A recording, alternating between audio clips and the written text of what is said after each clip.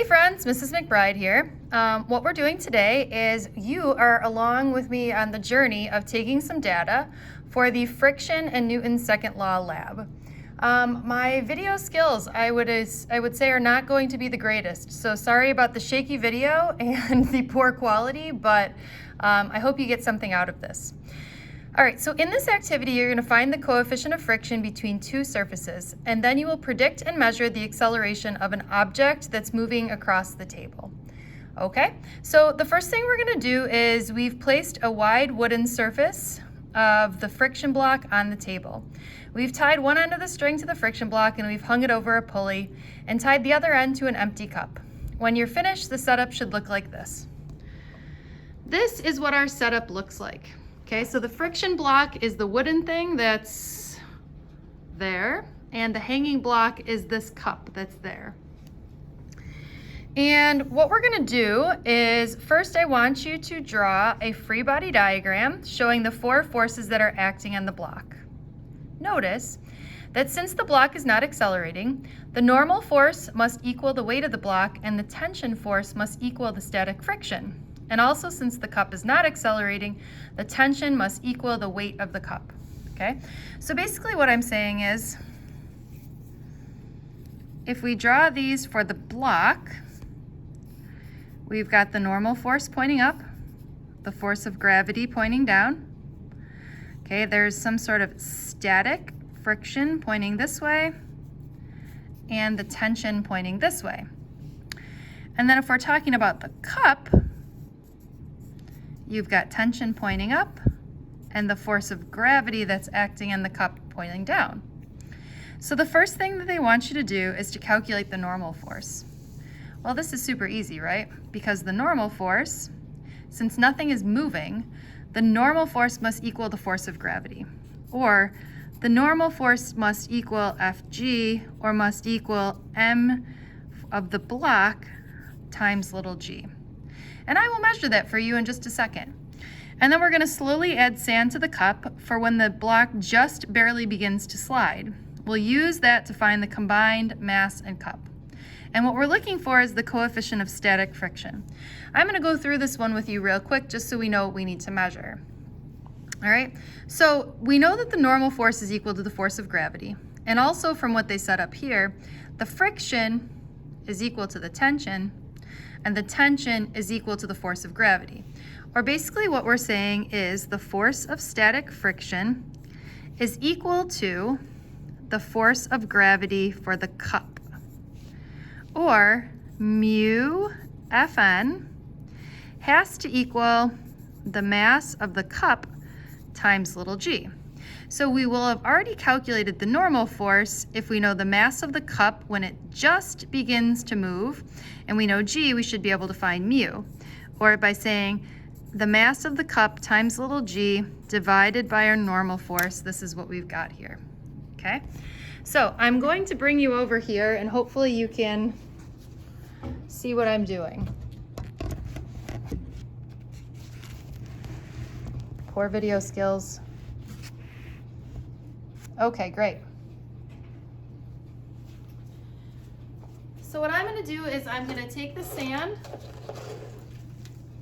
and I'm going to place the sand in the cup until this just begins to slide.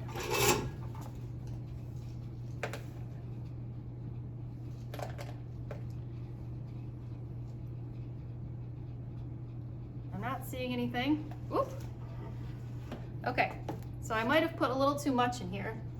So what I'm gonna do is I'm gonna pour this back out, and let's just try again to make sure we get to the exact moment where it just begins to slide.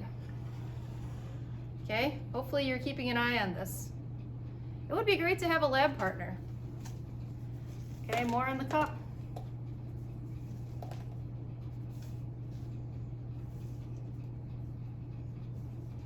Okay, we're getting close. Keep an eye on it.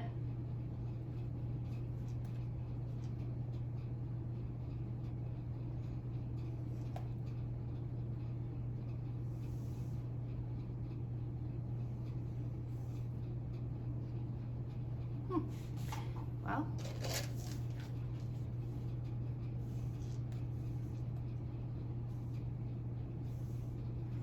Okay. All right.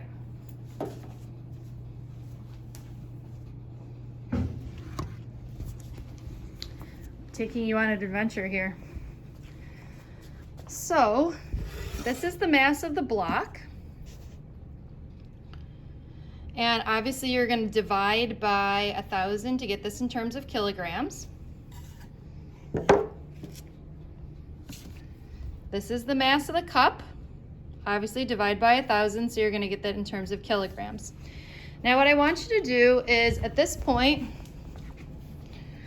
you're going to pause the video and calculate the coefficient of static friction between the table and the block. Okay, you're back. What we're going to do is, for this part, we're basically going to calculate the kinetic friction. So again, we're going to start with an empty cup, and we're trying to find the coefficient of kinetic friction. So we're going to add a small amount of sand, and then I'm going to tap the block to see if it will move. Then I'm going to add some more sand and gently tap. Okay, so we're like, I am tapping to overcome the static friction because I need to just see if when I gently tap it, it will move. So we also know that the amount of sand that I had before is the static friction, so I'm expecting that I'm going to need less sand than I had before.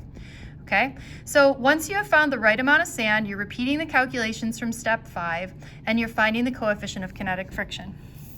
So just in case you have forgotten, terrible camera work, you're going to again say that mu is equal to the mass of cup times g divided by the normal force, or really the mass of the cup times g divided by the mass of the block times g, or the mass of the cup divided by the mass of the block. Okay? So I'm going to bring you over here and we'll do this experiment again.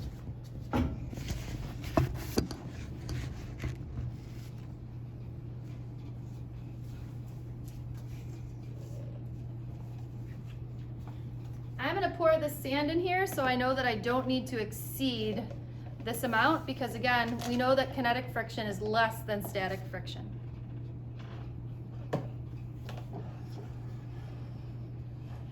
Okay, ready?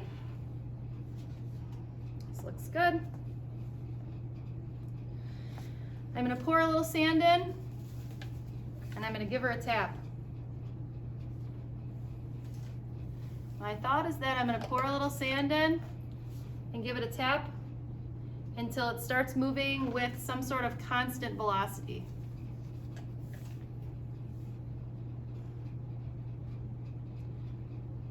Okay, did you see it here? It's not moving very fast, but we know for sure it is moving, okay? So this, I think, friends, is our constant velocity.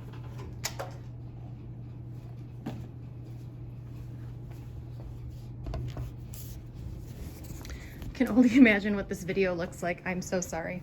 All right. Oh, we probably don't need the mass of the block because it should be the same. We do need the mass of the cup, though. Okay, which is less, which is exactly what we expected. So again, to find the mass of the cup, you're dividing by 1,000, and this is going to be the coefficient of kinetic friction. All right. We're walking back to our paper here. At this point, you're going to pause the video and you're going to calculate the coefficient of friction.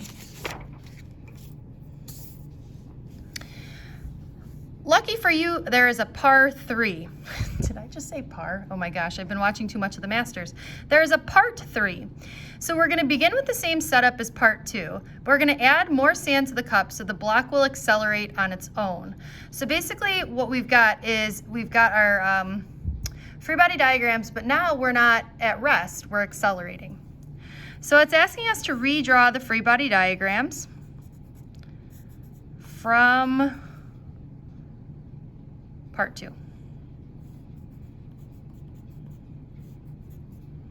Notice I didn't say that that was static, because if we're accelerating, we know it's going to be kinetic. Okay, and this is of the cup, and this is of the block. Since the block accelerates, the horizontal forces are unbalanced. Tension caused by the hanging weight and friction are opposed. Use Newton's second law to predict the acceleration of the block. you can use the same frictional force as in part 2 because the surfaces are the same. Okay? So what I want you to do is pause the video, and you're going to write out the sum of the forces in the x direction equals ma for this guy, and the sum of the forces in the y direction equals ma for that guy.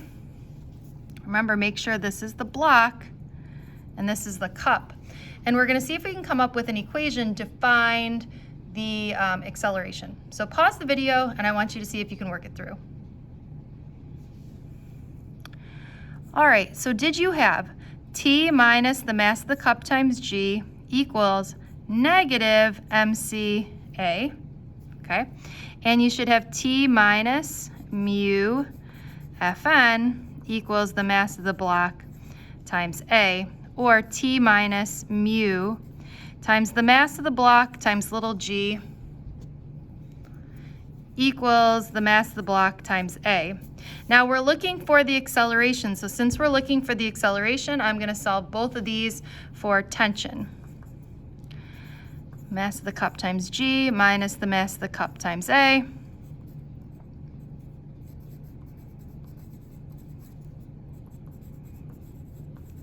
Oh, thank goodness I was writing in pencil there. I'm going to set both of these equal to each other.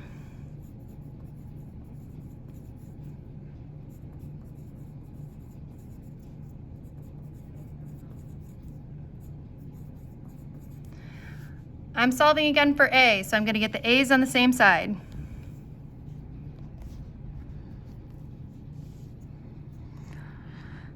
So I'm going to add this over here.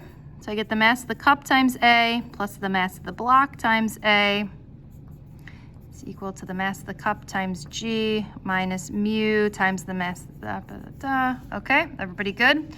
So we moved this over here and that over there. Or if I pull an A out, I get the mass of the cup plus the mass of the block equals mass of the cup times G minus mu times the mass of the block times G.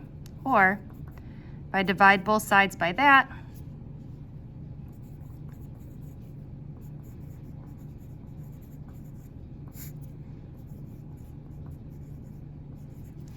all right, you with me? Hopefully. So that's our theoretical acceleration. Now what we're going to do is we're going to use a meter stick, a stopwatch, and kinematics to actually calculate what this acceleration is.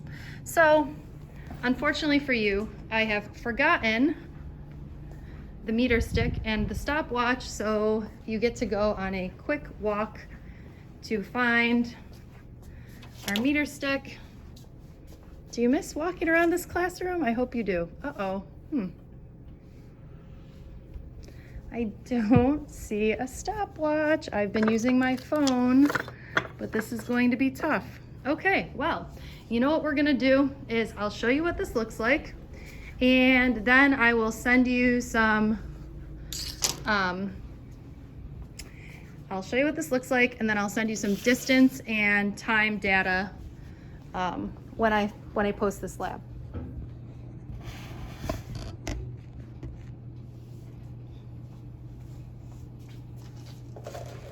So I'm going to take and scoop a bunch more sand in here. And as I said, due to my lack of stopwatch, sorry about that, we're just going to make sure that this accelerates. Okay, so we want something that looks like this. So my plan here is to calculate the distance that this falls, or excuse me, to measure the distance that this falls and the time that it does that in, okay? You also will need the mass of the cup, so I'll give that to you right now, and then I'll send you the acceleration information in just a bit.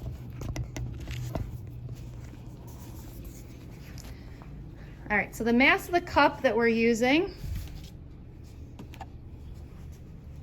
is this, obviously divided by 1,000. And the mass of the block is going to be the exact same. And to finish this lab up, obviously once I send you the data, so in number 11, you're going to use a meter stick and stopwatch to calculate the acceleration. As a reminder, you should be able to use the fact that x equals v naught t, plus 1/2 AT squared. Or rearranging and solving for A, 2x over t squared should give you your acceleration. And as I said, I will give you this information for x and t, and we should be able to solve for the acceleration. We should be able to calculate the acceleration, and then down here in number 12, you're gonna find your percent error, and we are gonna talk about what experimental factors may have contributed to this error. And be nice, because you know who's reading this lab and also the same person that's doing this lab, so don't say that this person didn't get good data. Just kidding. Okay, have a nice day, friends. Good luck with the lab. Reach out to me if you need help.